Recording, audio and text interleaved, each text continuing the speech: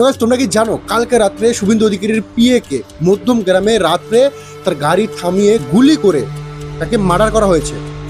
তো অবশেষে তোমরা একটা জিনিস ভাবো ভাই, যে দল হেরে গেছে তারা এতটা মানতেই পারছে না, তারা এখন পার্সোনালভাবে অ্যাটাক করছে ভাই।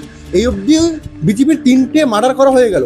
একটা চিজ চিন্তা করো, যদি টিএমসি জিতে যেত তাহলে কি হতো সেটা তোমরা বুঝতে পারছো। তাহলে বিজেপি জিতেছে তাও এই অবস্থা, আর যে হচ্ছে শুভেন্দু অধিকারী পার্সোনাল অ্যাসিস্ট্যান্ট, তাকে গুলি করে মার্ডার করা হয়ে গেল।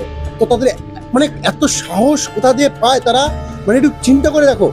তাদের সরকার নেই, তারা এত সাহস পাচ্ছে। আর এখন বিজেপি সরকার হয়েও তাও বিজেপি সরকারের মানে বিজেপির প্রার্থী কমসে কম 3টে মার্ডার হয়ে গেলো এই অবধি।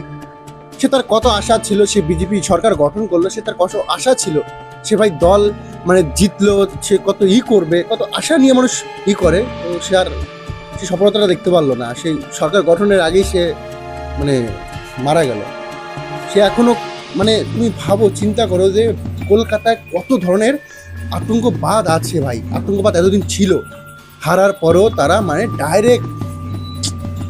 ডাইরেক্ট ওপেন এনে সাটা ভাঙা ধরনের লেভেলের মানে এমন কেলানি দরকার, এমন মারা দরকার, মানে যাতে সবাই দেখতে পায়। পরে যে দুষ্কৃতীরা জন্য এরকম ধরনের কোনো কিছু করতে গেলে তাদের বুকে অন্তত কাঁপে যে না, আমাদের এরকম হতে পারে। কিন্তু এরকম হওয়া দরকার ভাই। গান্ধীবাদী না, পুরো ভাই নেতাজির মতো করো, যে ইট মারবে তার ইটের বদলে না তার ঘর ভেঙে তার মাথার উপর ঘুরিয়ে দাও। তো সবাই ভিডিওটা শেয়ার করো। সরকারের কাছে যাওয়া দরকার, এইসব ভিডিও সরকারের কাছে যাওয়া দরকার, সরকারের স্ট্রিক্ট হওয়া দরকার। সবসময় কেস করে ওই যে পুলিশে মানে জেলে থাকবে, ওইসব আবার মানে বেল পেয়ে ছিঁড়ে চলে আসবে, এইসব ভাই ভালো না। ডাইরেক্ট ফেলা খতম করে দিতে হবে এদের।